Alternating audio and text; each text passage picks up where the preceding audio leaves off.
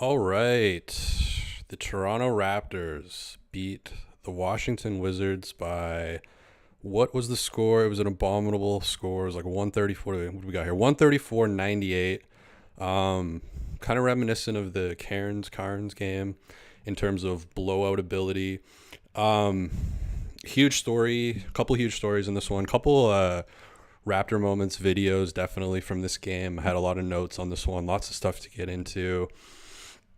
Um, I think obviously the main story was Scotty's threes, but also Scotty's ankle sprain, which sucks. But I was a bit relieved when I found it was a sprain because it was a non-contact injury, and those are usually the sketchiest. Like that's sometimes like an Achilles, or like when nobody hits you and nobody like touches you and you kind of fall on your own. That can be really sketchy. So I was like, fuck. But a sprain, it's shitty. But want to get into talking about his threes.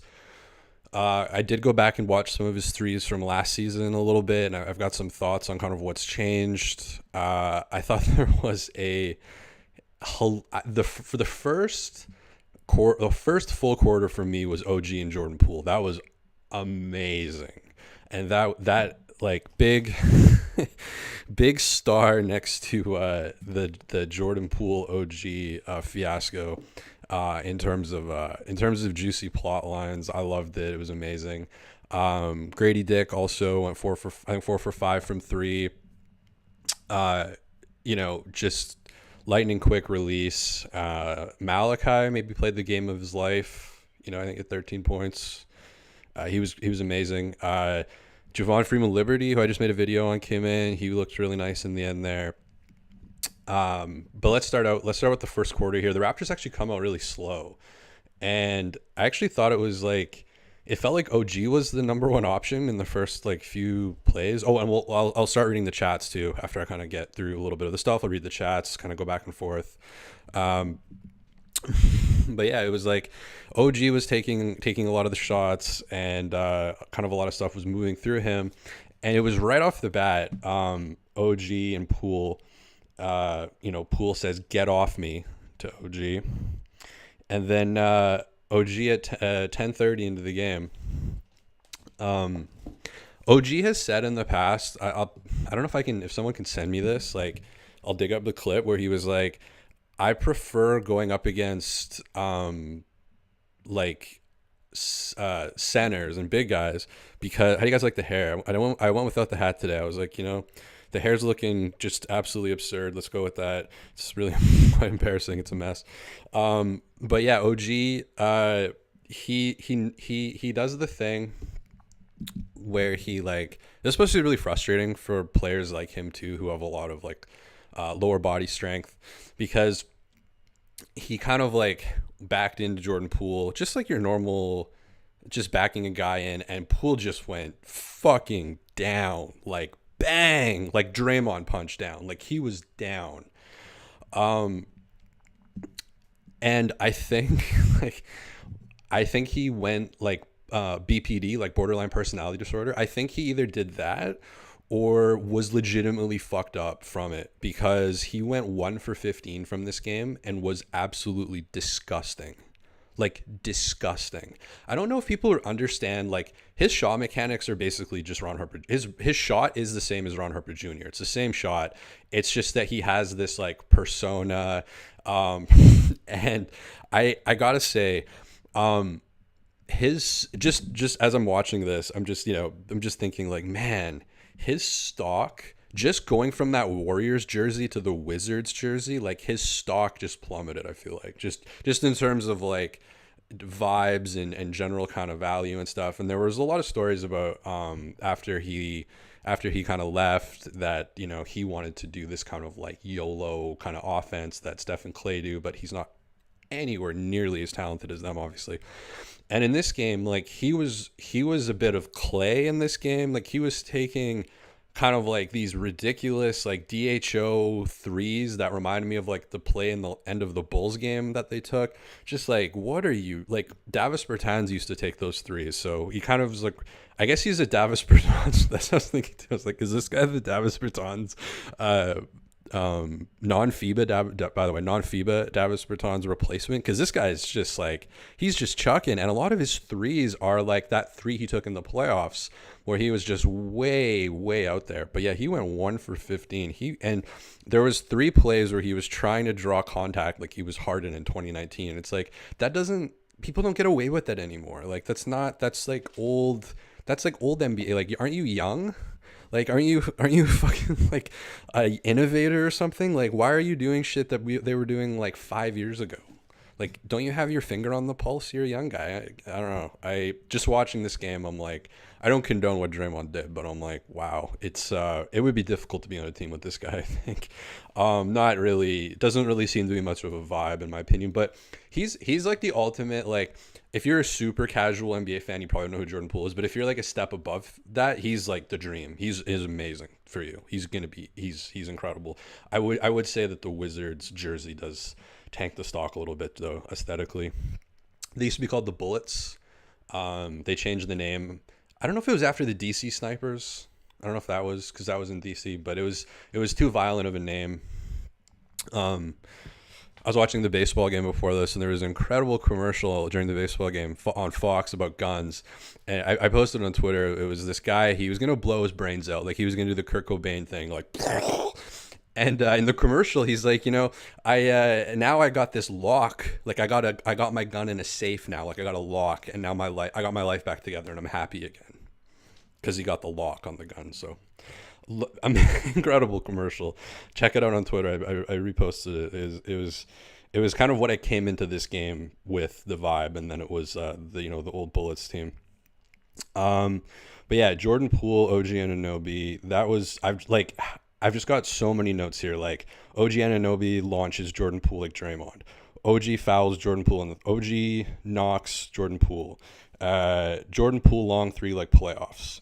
Jordan Poole biffs layup. There's a lot of Jordan Poole foul baiting. Jordan Poole foul baiting again. There's just there's a lot of Jordan Poole OG stuff. But then I think the main story of this game is Scotty's threes, and it was really funny because I think a lot of people, including myself, kind of had that. I thought Jack, by the way, was very off Jack. It was an off Jack game. Let's be honest. It was not a good Jack game. A lot of weird shit in the fourth quarter. I don't know. Like, I feel like Jack's the guy who like watches The Sopranos and like doesn't see the underpinnings of like what's wrong with it, and is just like, hey, this is great. This wouldn't work in today's world, but it was awesome back then. A little strange, but he had a kind of a clairvoyant moment that I think we were all thinking, where I don't know if Scotty hit 1 or 2 of his just really smooth catch and shoot threes. I don't know why catch and shoot's weird. Of course you're going to catch and shoot 3. But he did 1 or 2 of those, and then he did one kind of like off the dribble, kind of not to use James Harden again, but he's the kind of the first. I don't know if he's the first guy that did that, but he's the kind of guy that made that. The Gary does it all the time, where you got the left foot forward, and then you kind of push back your right hand, put it through the legs or crossover, and then you kind of fade back a bit. He did one of those, and I think it backboarded. Like, I don't think it hit rim. And Jack was like, that's not his shot. That's not his 3. He does so much better on the catch. And then it was like 4 seconds later, he gets another catch and shoot opportunity. Bam. Bang. I don't know why I said bam. Bang. Nails the 3. And Samson talked about his catch point is a lot higher. Like, he's not bringing it down. I would also say, like, see if I can get up here, but like, there used to be more of a hitch on his shot. Like, it felt like he was jamming a little bit. Like, there was a little bit more kind of forced pressure, and now it's so much smoother. Like, it used to almost kind of be not the Jordan Poole Ron Herbert Jr. shot, but it was a little bit more, a little bit tighter, obviously slower, coming from lower. So there's a lot more. I think there was more mechanics in it before, and more mechanics is not necessarily good. Less mechanics in terms of shooting is often a lot of times better, where you don't have as many moving parts. You don't have as many moving variables. It's a smooth one motion. He's really getting into that smooth one motion shot. His release point's really high. it still looked a bit awkward on free throws, which is, I guess yeah, and you can understand that. I mean, free throws different. You're on the flow of the game, but his shot looked like his three did, where he's got the higher release. He's not bringing it lower. He's not like hitching really, but it just he missed a couple of free throws there. But and then Grady's threes. His mechanics are always like pretty much like pretty perfect. He really gets, this is like opposite, like in a mirror. He really gets his elbow in, and he does like he does a really good like overhead tricep extension. Like when you're shooting, a lot of the time, I like to kind of think of it as like if you took all the workouts in a gym that you would normally do, in terms of kind of that release, the most transferable or the most relevant would be like an overhead tricep extension. And I feel like he does that really well. Like he really gets that extension. He gets a lot of power from that. And it allows him to not have to like go down and kind of get it, like he gets so much power from that motion. Having really long arms, I think, probably does help. But yeah, his threes looks really good. And just his like hustle, his overall play, I've been really impressed with him. Okay, so first quarter, we get first look at Precious this year. I didn't have like I wasn't like, oh, I'm everything I need to see. Well, there was a couple times where he kind of drove into traffic a little bit. I thought him and OG a couple times and Pascal a couple times were kind of the only ones driving into traffic unnecessarily. Like I think the Wizards' defense was pretty Malachi played an amazing game, but I don't know how many of his threes were contested, but like Jr McDaniels like wide open for three, Malachi wide open for three, Scotty wide open for three, Grady wide open for three, Pascal a couple wide open threes. Like they were not closing out to shit. This Wizards team. I mean, they lost by 30 or something. So I think they're the only team that Zach Lowe ranked lower on the low league pass ratings. Zach Lowe, by the way, on that article, very high on Jack Armstrong's alcohol talk. He loves that. He loves Evan Mobley's offensive package. Called him a budding two-way superstar. Not so big on OG, Scotty, and Pascal. So that's where Zach Lowe's at in this day and age. Very, very cool. I do like when he talks about The Simpsons. I do like that, but yeah. Anyways, so yeah, the Jordan Poole 3. That was one of my favorite. That was one of my favorite plays from like the playoffs last year, because I think that was the moment where they all just went like this. Like I don't know, man. Imagine shooting that shot when Steph's on your team. Anyways, that was last year. Speaking of last year. I saw somebody joked with this, and I was thinking the same thing too. Like, there's gonna be a few people that blame Scotty's ankle on Fred. There just is. It's gonna be on Reddit. There's gonna be some chakra moon was in line or something. And I look forward to that. I think it was pretty random. Again, very happy that non-contact injury, especially lower body. Immediately you think Achilles or like. Remember when Jamal Murray, his knee. I don't know if it's an ACL or LCL, but it's just kind of like him going for a layup, coming down, and then just like, so those are the ones where there isn't a kind of a hit and your body just kind of does it. So luckily it was just his. I think we've all done this if we played sports. Your ankle rolls over. Hopefully it's not something that lingers too long. Let's look at the chat. Let's look at what the Raptor moments people are talking about here. I think we've all done this. It's what's up? Depression. Grady could not miss from three. Draymond punch down. Every shot ends with his legs going in different directions. Scotty scares me. 6'3" Davis Bertans. Jordan Poole. Jack thinks Walter White is a nice guy. Yeah, I don't know. I think I started realizing it when So to get a lot of the Raptor Moments video clips, I go to completely legal and legitimate websites to get them, and a lot of the times it's the American broadcast.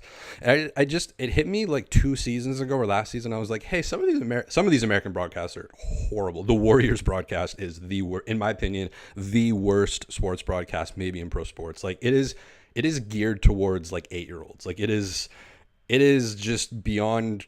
It's not it's so bad that it's not good. It's just horrible.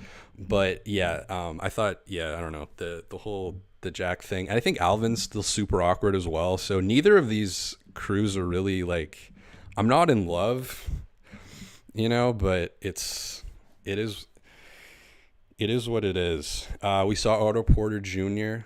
come in the game. Every time he touched the ball, I was nervous. It's almost like, I don't think he played that much, but you give him some reps. Obviously you got to watch out for the toe. It's his former team. He probably wants to play.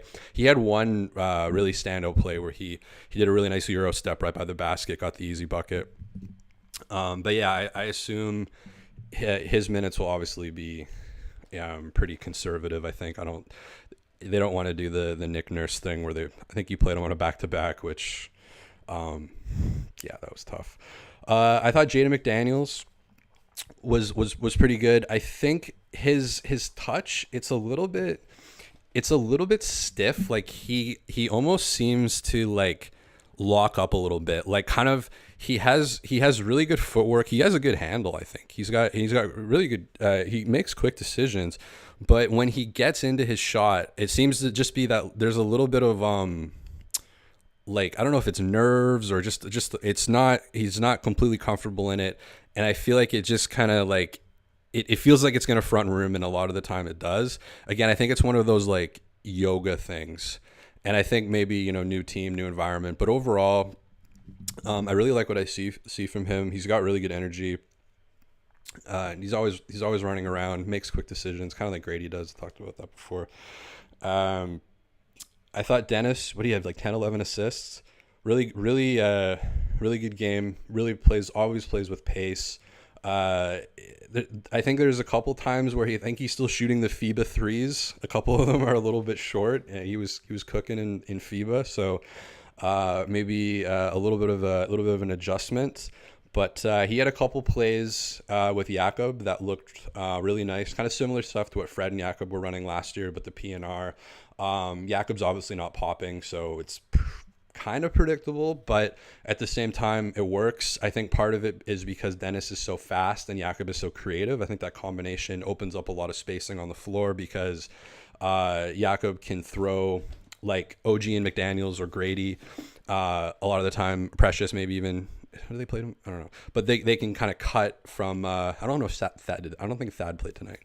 They can cut from the 3-point line corners, and or he had a couple floaters, a couple push shots. He got subbed out of the game, and I don't know if he was mad about getting subbed out, but he was like visibly very angry about something. And Darko was kind of like, we had lots of nice shots of Darko being very, a man of the people. Seems to be very good vibes, and the players seem to be having a good time, so that's good. Pascal Siakam, I thought he was a little bit sloppy in his attempts. Like, I think last season he took huge strides in being more unbalanced, being a little bit more square. Like, he had one finish that you have to give him credit for where he's kind of like, he's going over his shoulder. Like if the basket's over here, like he's going over his shoulder. But a lot of those, he's like not in a great position to shoot. He gets the call a lot. I think he sometimes gets the benefit of the whistle. He does the and like, kind of falls forward.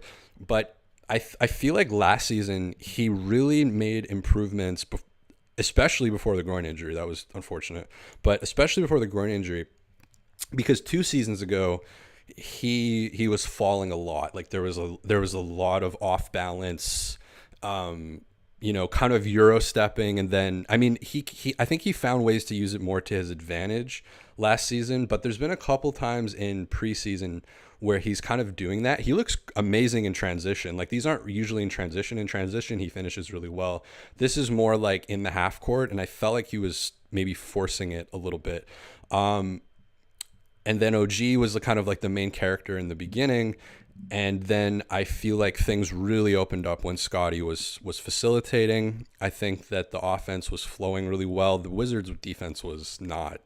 So that's kind of the one caution I would kind of say to this. But on the other hand, I do think that they kind of went away from Scotty a little bit there. I mean, they were up by like 18 or 20, and then I think the Wizards came back a little bit. And there were a few plays where it was Pascal and OG, and they were not really finding Scotty. And then there was one play that was really egregious. It was in transition where Scotty was wide open in transition, and OG and Pascal were just passing it back and forth to each other.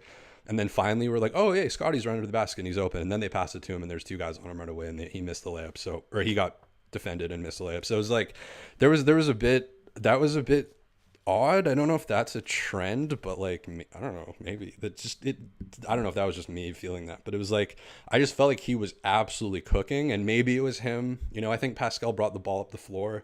I'm not a huge fan of this, by the way. I don't know. Sorry if that's just not, I don't know. I don't really like it. He was bringing the ball up the floor a little bit, and I was like, Scotty's on the floor. He's been just absolutely rolling. Like, give him the ball. It's the preseason as well. I think we want to see this. I don't think Schroder was out there either, so that was kind of a prime opportunity for him to kind of take the reins.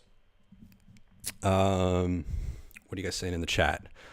CH, off topic, but no way Gus beats Lalo in a shootout. I don't know what that means. Respect the Ripper. You think Darko's system is really helping with the 3-point shot selection for Scotty? Do I think Darko's system is helping? I mean, it's a cop-out to say it's only been a few games and it's the preseason. There's definitely a lot more ball movement. I would say Fred not being here has changed the pace a ton, which is going to open up a lot more opportunities for, it's just going to open up more opportunities just based on the fact that there's more time on the shot clock. Like, there's more, if an action doesn't work, there's more time to do another action, because usually, like with Dennis or with Scotty or with, to be fair, with Pascal, like, they're getting the ball over the line with 20 or 19 seconds left on the shot clock. They're getting into stuff, and the threes were really open. I would say the Wizards because it's hard to delineate. Like, I have to watch it again, but on one hand, it's like, yes, Darko's system is looking really good, but again, they're playing against the Cairns Taipans, the Wizards tonight, which were horrible. I guess the Kings are not a good defensive team, and the Bulls are like, so I want to see what it's like against like a good defensive team. I want to see it for a few more games, but I mean, you can't really argue with that. They are getting more open threes, and a lot of their looks tonight were like wide open, like not a little bit open, like wide fucking open, which if you're the Wizards coach, even though it's preseason, you're going, I understand why Zach Lowe has us 30th on the list. I think this, obviously they're rebuilding. I don't know. Like, it just felt like tonight at the beginning, at least, was like, all right, Jordan Poole, you're the guy, go out there and basically you've got the green light, because I mean, that guy loves to shoot. I mean, there are people who like that guy. Really is a shot enjoyer. I like that for him because it was funny to watch. Priya Mystery. Wait, what? Live? Haven't seen you in a while. Yes, we are going live after the games, and I think I've been less nervous each time, so that's good. We're making progress. No hat today. Tristan Phipps, let's go. OG3. White guy on YouTube that Embiid learned his shot from was Grady's dad. Is that because Grady's dad was a basketball player? Is that a joke? I don't know if that's a joke. I do think the Raptors had the best white guy on the floor tonight in Grady, though. I probably wouldn't make this a video, but I wrote Precious Cook's two white guys on the perimeter. I think it was Corey Kispert and Danilo Gallinari, or it might have been Mike Muscala. the Wizards. There could be a couple of, I know they changed the name from Bullets because it was too violent, but all these white guys on the Wizards, there's a couple jokes I could make about that. Acid dreams right now. Okay, I agree.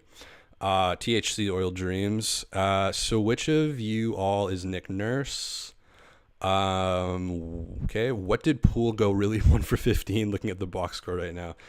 Yes, that is real. Jordan Poole went 1 for 15, got subbed out, and I don't think he came back in the game. Darko said Scotty is fine. That's good news. Your favorite uncle, amazing username, says, I thought Poole would have come out with some mean game, but he kept getting denied. Super fun game to watch. It was a fun game to watch. Coming off that baseball game, I was like, this game better, pan out. Vegan Grass, friend of the show, I guess, comments a lot. Good. I'm vegetarian, so I like this. Scotty's damn ankles make me nervous. Yeah, if he needs a massage or something, send him my way. Priya again. Alvin is awkward? ? Alvin is horrible.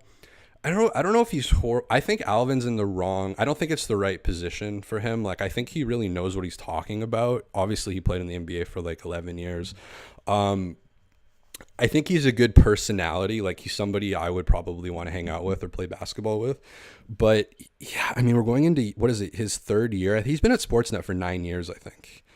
And yeah, he's still stammering. He's still, getting lost within sentences. He's kind of learning, feels like sometimes he's kind of learning sections of the English language on the fly. And like, he'll take two metaphors and infuse them together, but it doesn't make, I don't know. McDaniels is solid.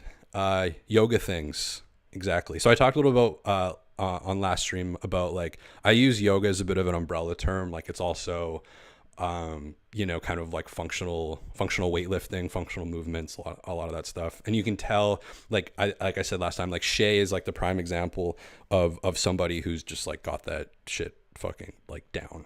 And then like Julius Randle would be good. I don't know why I just thought Julius Randle's like the antithesis to that. JFL, solid preseason. I agree. And when I first heard JFL, because not that just for I don't really align with that comedy, I guess. I don't really find that stuff funny, but like JFL, just for laughs. I think it's based out of Montreal. Sorry, Montreal. The comedians I find on JFL are a little too chipper for me. I feel like I have a different viewpoint on things, but once you say JFL, it does get addicting because Javon Freeman-Liberty is definitely like, it's you're moving your mouth quite a bit, and JFL is just like bang, like JFL. You say it once and you just walk. I'm just walking around my house saying JFL. He had like 8 points tonight, I think, in the end there. GD's defense was hype. Yeah, I didn't really notice too much of. Maybe I don't notice defense as much as I would like to think I do. Maybe that's something I need to improve on a little bit. But yeah, his hustle is always off the charts. Respect the Ripper. We kept them under 100 and dropped 134 on them. Doughton and the Doghouse are making fun of how Darko says pick and rolls. Interesting. I mean, obviously that's a joke, but maybe, I've noticed that people in Europe, it's like, if you're from Spain, if you're from Serbia, if you're from Russia, if you're from Germany, it's like pick and roll. They drop the N and the D. It's like it's an EU thing, I think. Pick and roll. Is that what it was? I don't know. But Jeff Doughton, Jeff Doughton has the Jordan Peterson like throat frequency. So does like Cape Nessa and Michael Grange. So maybe Darko could have slung that back at him. Pascal was for sure effing around. Is that like for bad? I do notice Pascal on defense. His defense is always really solid. Yeah, in the half court, it's like a little bit forced sometimes. And a lot of the times when he's like taking shots, not a lot of the time, but sometimes when he's taking these shots and they're just really off balance, it's like, I don't know. It doesn't, last game he was super efficient, but this game, yeah, just a little bit. Doughton getting waived. Philly has his G League rights. Yeah, I don't know. It's it's like a weird. I think maybe something happened behind the scenes. Like we never really know about any of this shit. Like I'm just here in my bedroom with a picture of a surfer behind me. Like I've got no clue. Okay, so what do we got here? So at the end of the game, yeah, OG and Poole actually. So okay, I thought OG and Poole was. So Jordan Poole and OG 656 of Q3. Yeah. Now I remember. It seemed I had totally forgot about this. Yes. It seemed kind of like not that much of a play. One of them was kind of coming off of a screen, I think. They were coming kind of towards the 3-point line, and there was just a little bit of contact. And then I think OG, like maybe his hand or something came up, but they weren't moving quickly. Like there was contact, 100% there was contact. Wow, my hair looks like shit. There was 100% contact. But Jordan Poole, I don't know if I thought he got subbed out earlier in this. Maybe I have to go back and look. But yeah, I don't know if he got subbed out after this. Like they were just embarrassed at this point. But he was like covering. Like he was covering his face. Like he was walking around like covering his face. Like he had just been, like Draymond had just walked on the court and like knocked him again. Like it's just this this fucking guy, man. Like, I mean, great. I mean, it was great that he was in the game today. I think he really helped the Raptors. And it did seem like he played so poorly that it felt like it was to like spite OG or something, or like to spite the NBA for allowing OG to like knock him over. Like I'm going to show them that it really affected me, because it seemed like weird. I watched a little bit of him in the Warriors, over the years now he's been in the league. And yeah, that was interesting. And him and Ron Harper Jr. watched their shots together. Maybe I should put a little clip out of that, but it's like really similar mechanics. They're kind of like pushing it from Eric Curry, not Eric Curry, kind of confusing. Eric Curry went on Will Liu's show, who apparently I'm bullying online, according to a white guy named Kevin. Apparently I'm racist against Will, which was a very funny comment. Shouts to that guy. Fifth business on Twitter, I think, or something. But he went on, Eric Curry went on Will's show. It was last season, and Will was like, so Ron's got this really low like release point, and then Eric's like, no, actually it's quite high. And Will was like, oh, okay. And I went like, oh, okay. And every time I watch Ron Harper Jr., I think of that interview and I go like, oh, okay. And maybe he's just standing up for his player. He doesn't want to be like, yeah, Ron's fucking shooting from his knees. You don't want to say that. But at the same time, I always think about that moment when I watch RHJ. I'm making songs for every Raptor that's ever existed, by the way. I've talked about this before, but I'm working on all the current roster. And I think the Ron Harper Jr. song is probably my favorite. It's like a 150, 160 BPM, kind of like jungle footwork track, very melodic, some like R&B vocal samples, kind of DJ Rashad-ish with like an almond break. Excited for that. Yeah, and then I think the story before the injury was Scotty. I think he had 23 points in 20 minutes or something. Like he was just so aggressive, and like before he took his I don't know, and again, I have to watch this again. It's the disadvantage of going live right after the game. Unfortunately I can't watch the game twice and then go live right after the game. That would be cool.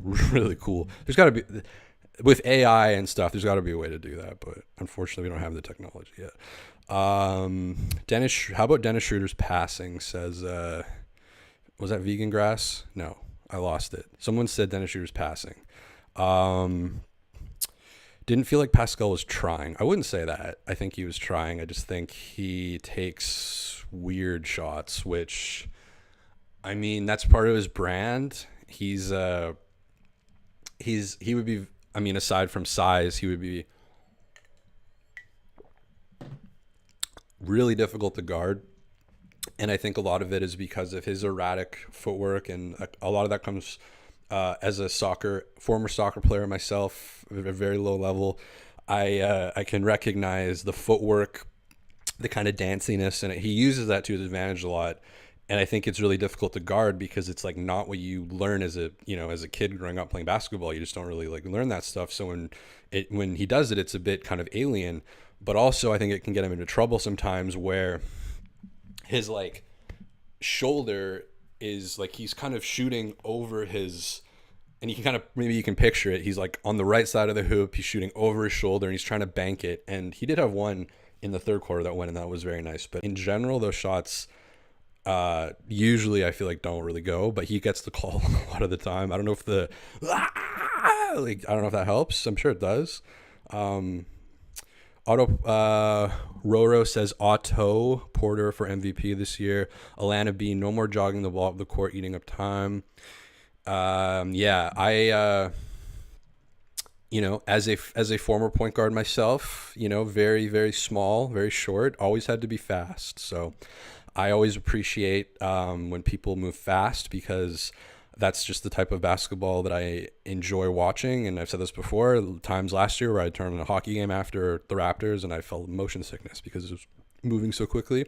Your favorite uncle says GD, vegan grass. Hey, my first friend, Alvin, MIP or bust? Ooh. Oh, sorry. Alvin, MIP or bust year? Man, I don't know. I have thoughts on Sportsnet taking Will and Alex off of YouTube, for example. I don't necessarily agree with all of Mr. Sportsnet's business decisions. And I just think Alvin would be a great third kind of guy. I feel like JVG. Wow, I think I might get a hat. I think it's getting to that point. I think I'm gonna get a hat here. I'm gonna get my Medellin hat from Colombia that I got in a coffee shop, Cafe Americano, I think it was called, or something. No, Cafe Revolucion. Very cool coffee shop in Medellin. Kind of has like a techno-y look, like warehouse, Berlin. I don't know what I'm talking about. I don't really like techno. Scotty and Dick are the future Magic and Bird. Okay. Sure.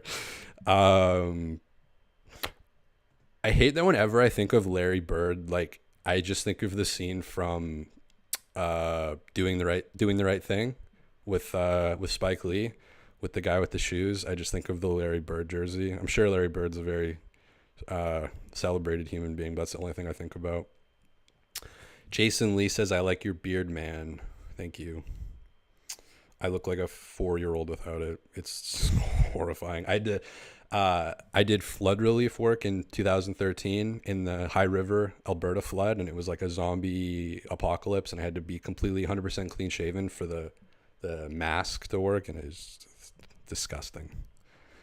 Just absolutely disgusting. OG still looks like a newborn deer figuring out how to walk. I mean, I do see that sometimes. I wouldn't say in general or most of the time.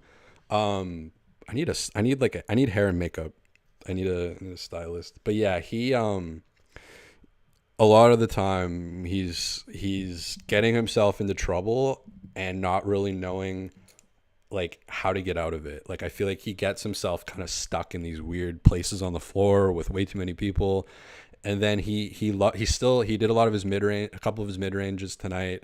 One or two of them, again, so often they front rim. It drives me fucking crazy, but whatever. But he got a couple bounces on the front rim, so that was nice. He hit a couple threes.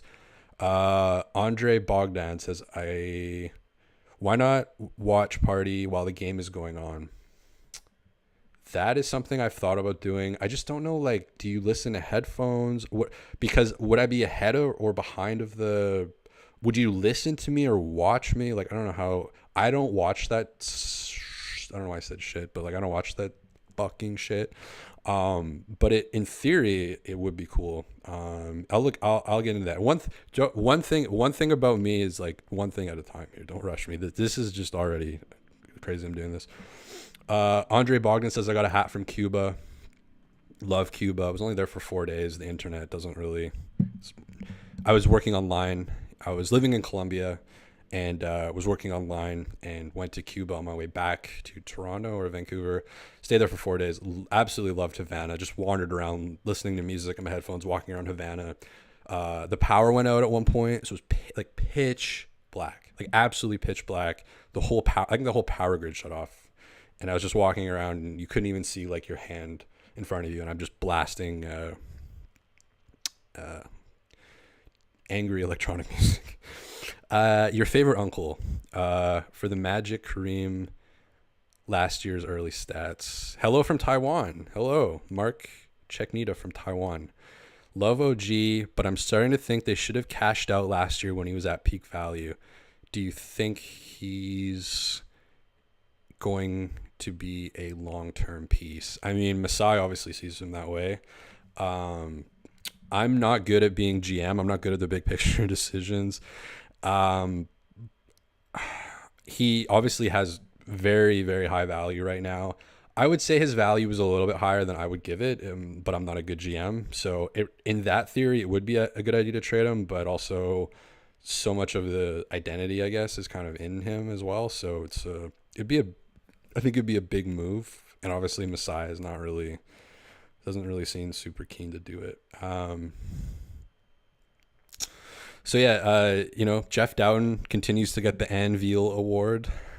Just forgot about him, Tony Wonder Award. I'm going to give that to Scotty. That's the Howdy Do That Award. Just the three is great. Mocha Joe Award, I'm going to give to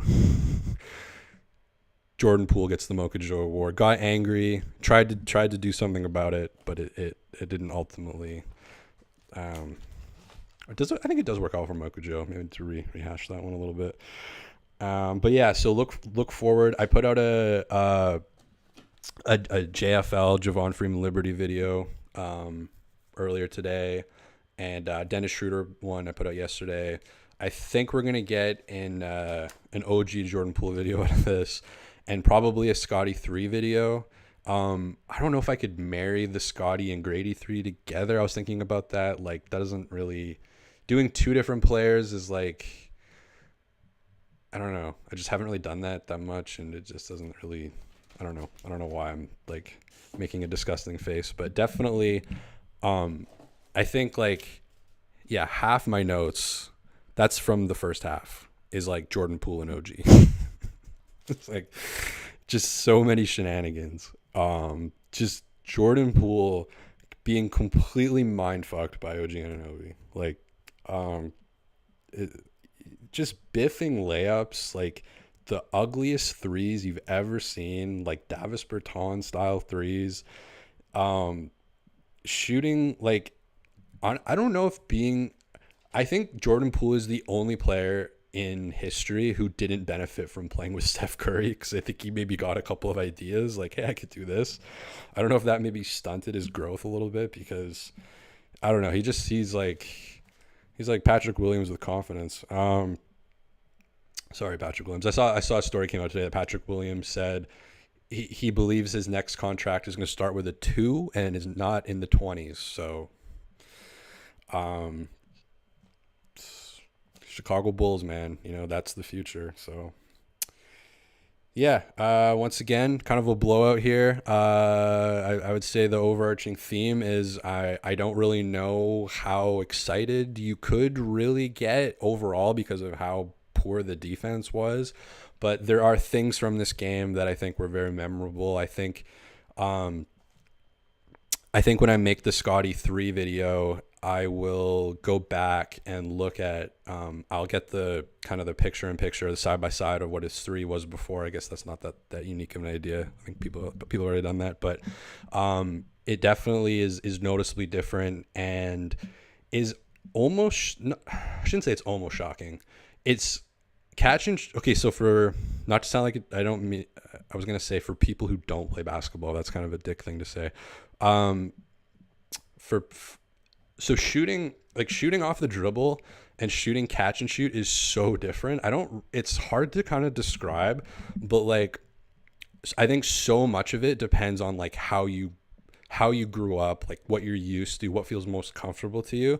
And I think if you like don't really play basketball or don't really, it's kind of like, well, why is it so different? Why is there such a variance? Why is he bricking the backboard off of the dribble, and then off the catch it's just perfect? And OG is kind of another example of this. Like OG is not great off the dribble. I don't know if the Raptors have a great 3-point shooter off the dribble now that I'm thinking about it. Like Grady's a great movement shooter, but he's more off the catch. I could see him developing more of a dribble game. The Raptors kind of famously don't really have like a pull-up threat. So a pull-up is obviously off the dribble. And it's just a different rhythm. It's like, I think a really good example would be like a free throw versus like, maybe like a side. Like for me, I don't understand why. I think it's soccer. I feel more comfortable taking a one-legged falling away kind of from the foul line than I do taking like a free throw where I'm standing straight. Because again, as a point guard, running around like crazy kind of stuff, trying to get open, that like wasn't, as a point guard, I didn't really run around trying to get open. I more so had the ball in my hands. So that's more where I was used to shooting from. Whereas like Scotty, I'm not really sure what he played as a youth growing up, but I kind of, from the looks of it, it looks like he's much more comfortable in the catch and shoot mode from distance. Like I think from close up, it's like once he gets to, there's that shot he always used to do last season that I haven't seen him do this year, and I was like kind of wondering about that. It's the one where he comes down the floor on the right side. It's similar to what the video I did on Grady's shot, where he comes down the right side, he cuts across the middle, and he's almost like going sideways, and then he kind of like turns his right shoulder on the left elbow and kind of like pops that mid-range, the 15, 16 footer. He did that shot a lot last year. It from what I remember, I don't have the Samson Folk data, but from what I remember, a good percentage of them went in. And I haven't seen him do that this year.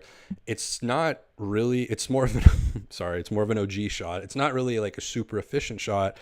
And I'm kind of happy that he's not, I shouldn't say I'm happy he's not doing it, but I'm maybe pleasantly surprised that he's taking more threes and less of those shots. But on that shot in particular, it was off the dribble, and I thought that he did look comfortable in that. But he's dribbling in a way that's different than the shot he took tonight. Like the shot he took tonight that Jack commented on was a little bit of the James Harden thing, for lack of a better. That's who I always picture. You know, you get the and then like Jason Tatum does it all the time. Gary does it all the time. He kind of did. Boucher did it a couple times last year. And I think after Boucher did that a few times, he read Dennis Rodman's book, Bad as I Want to Be. Great book. The second half is just about him sleeping with Madonna, but the first half is really good. Speaking about blowing your brains out, like I talked about in the beginning of the show, that's part of the story. Really good book. It's moving across the floor and kind of shooting, floating. Again, it seems weird, but is much different than the dribble and kind of, shake your guy a little bit and then move back. It's a different mechanic. It'd be maybe in like baseball, if you have like a 3/4 release versus like, whatever. Is that too nerdy, I guess? Oh, we got lots of new comments here. Hello from Taiwan. I think I got that, but I didn't go to Taiwan. Shouts to Taipei.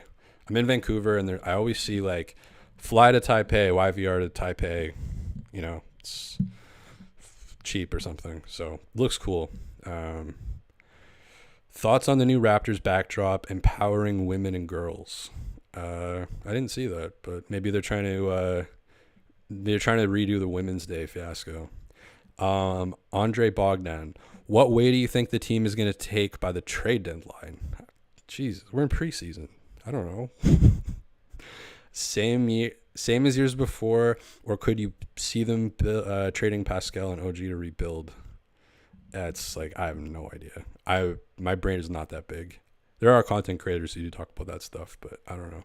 I saw a video of like someone had photoshopped OG into a Phoenix Suns jersey and was like, is this trade going to happen? I don't know. So for those questions, go ask those people, because I don't know.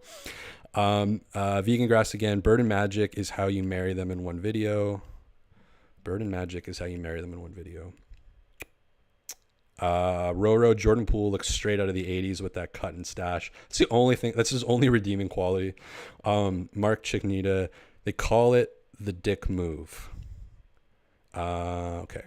I missed that. Okay. By the way, Roro, by the way, do you know Penn State basketball? That dude constantly whining and talking down like he's him. Thank Lord for Raptor moments. Keep it up. I don't watch a ton of like Raptors stuff. Like I watch Will Sampson. He seems like Penn State. He seems very emotional. I just like, I'm dead inside and this is like an escape for me. So yeah, I don't know. I watched like 2 shows. I watched a lot of baseball. I really got into I don't know. I really got into baseball. I've always loved baseball, but really into baseball content this year. Like the off-season basketball content is so bad. I was like, I'm gonna get into fucking baseball like full on in July instead of September, and I'm like coming out of that. So, sorry I'm late. Have you talked about Wemby? No. My thing with Wemby, I'm like my mission this year. My one main goal is I've asked KOC like 4 times on Twitter. I'm just going to keep doing it. Would you rather have Wemby or a Cybertruck that sucks you off to super bad, but only super bad? Speaking of summer NBA content, like he and Verno had a discussion about movies, like their top 10 movies, and I sometimes I put on basketball podcasts just as I'm like waking up just to get conscious, and then I do like geography quizzes because I'm weird. But they were talking about like top 10 movies, and KOC unironically brought up Superbad and was like defending Superbad as it's a top 10 movie. And I'm like, fuck man, everything makes sense. Like he's my age. Everything makes fucking sense. I was just on Letterboxd, and I think my top 10 are like Psycho, Dial M for Murder, City of God, Sweet Smell of Success, Rosemary's Baby, all that shit. Sweet Smell of Success is the best dialogue like ever in a movie. I was watching an interview with Scorsese on like another movie, and he just mentioned that movie, and he was just gushing about it, so I had to watch it. And now I just watch it all the time. Do It Taipei is a great place to visit. I'd be happy to show you a few cool spots. Nice. I think if I go back to Asia, I would live in Cambodia. You get a year visa. It's like $300. Cambodia was so fucking cool. Have you been to the Atlantic Canada? I've been to Toronto, and within Toronto, I have been to Balzac's Coffee, which is my favorite thing ever. I love the idea of Balzac's Coffee. The one in Union Station was my haven. The only time I've ever been to Toronto was during the coldest snap, like I think in the last like decade or something. It was January 2019. I was on my way to Colombia, and I only packed like a dress shirt and like a leather jacket. So I'm like walking around. It was like minus 32. I stayed on the lake, which was genius because there was wind chill. Almost had a mental breakdown, like not even mental breakdown, but like my body shutting down on Simcoe and whatever that bridge is. Someone tell me. There's a pet supply store on the corner. Your favorite uncle says our guys had the... Oh, I missed a couple. LMO, the thumbnail. Pensair's too pretentious. Our guys had the continuous drive game. Now deadly mid and soon to be threes. Okay. Jeff got waived. Harleen Bajoa. Jeff got waived.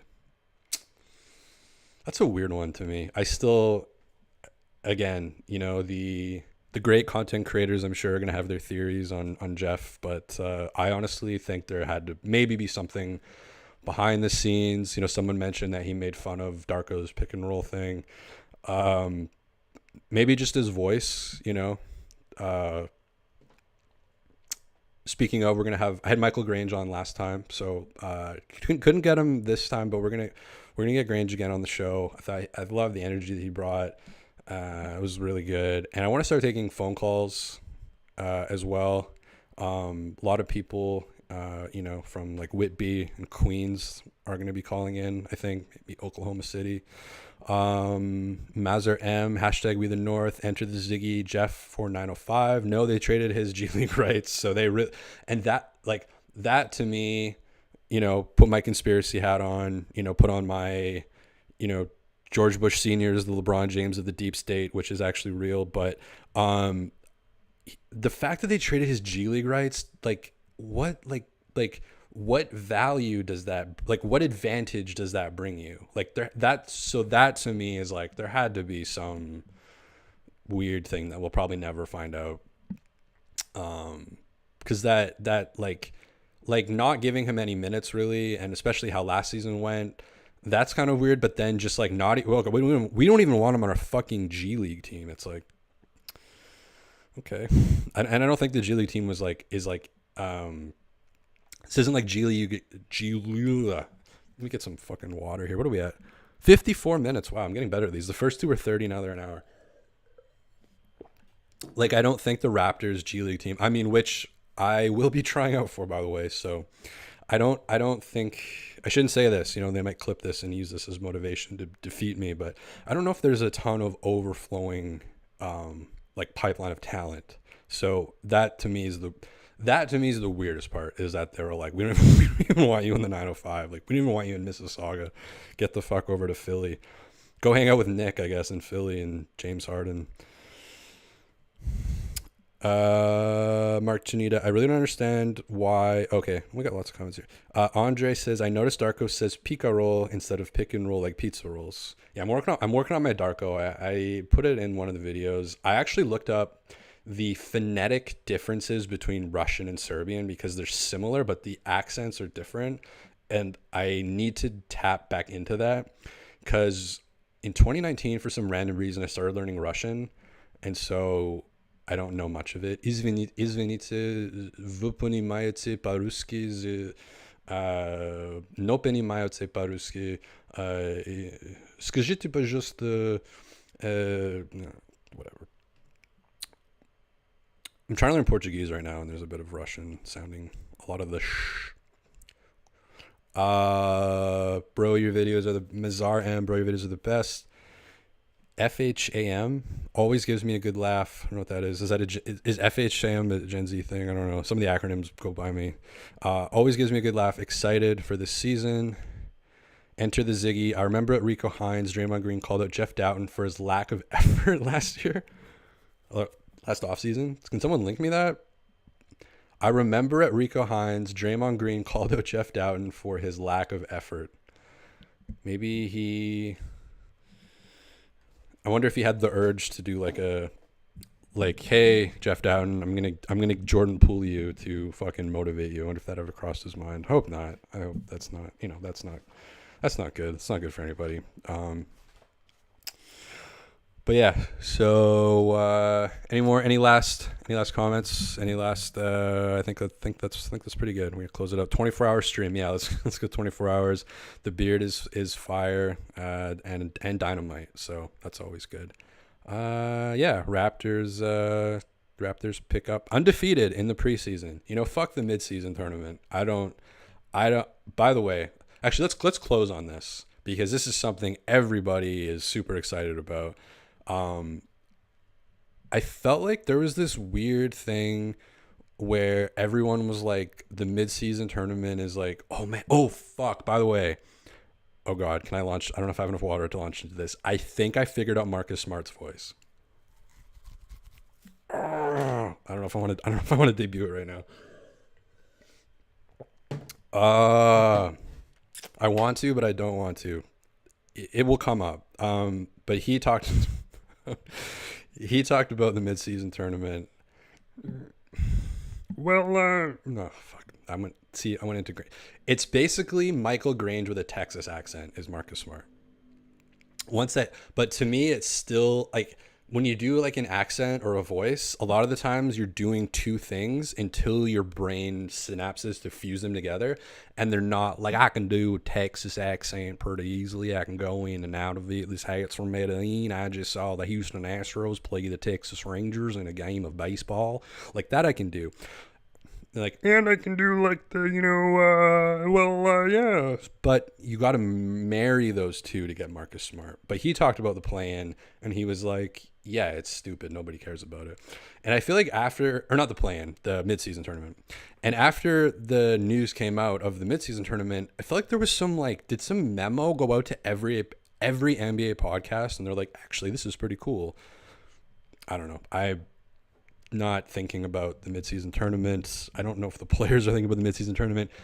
If anybody gets injured in that game, that's what I'm like. If anybody gets injured in that game 83, there will be hell to pay. The only way it could maybe like you could maybe see like Malachi just going nuts, I think I talked about I feel like I talked about Malachi a lot when he didn't do well. So he definitely played a lot better tonight. I don't know why I'm talking about Malachi again, but he definitely played a lot better tonight. I thought he was really aggressive. The threes were going in, they were open, and then he had that one play, maybe his greatest play as a Raptor, where he drove and he did the like.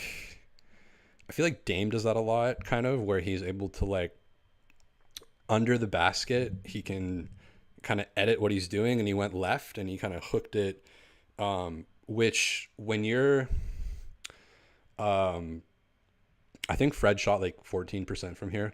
Like when you're smaller and you're kind of under the rim like that, that spin has to be like fucking perfect. Kyrie's like the master of this, but like that spin has to be really nice. And I want to look back and see what the spin was, like where his wrist was on that, because I thought that was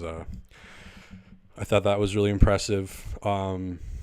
Obviously, Scotty, probably the star of the game, gave him the Tony Wonder Award, and yeah, next game is real. Next game is the real ass season. There's gonna be at least 82 games, maybe in the playoffs or the play-in, but that's the preseason. And effing Daniel Day-Lewis, my left foot in this biz. I don't know what that means, but I like that. Let's end it on that.